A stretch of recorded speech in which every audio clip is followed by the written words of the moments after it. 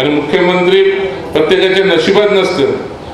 मुख्यमंत्री एकनाथ शिंदे साहेब पहिले 5 वर्ष मंत्री झाले आणि पुढच्या 5 वर्षामध्ये डायरेक्ट मुख्यमंत्री झाले. काही लोक तर 15-15, 20-20 वर्ष मंत्री राहिले, पण त्यांनी ती लक्ष्मण रेषा पुढे ओलांडलीच नाही. मला वाटतं मुंबईच्या बाहेरचं कुठं कधी तो गेलेला नाही. आणि या ठिकाणी त्यांनी दुसरं सुद्धा म्हटलं गेलं की त्यांच्या मुलाच्या उमेदवाराच्या अनुषंगाने हा निर्णय घेतला आणि गप्प बसू आणि आम्ही उद्गार नाही काढला. या 2007 साली आमदार कोण होता त्या 14 गावचा?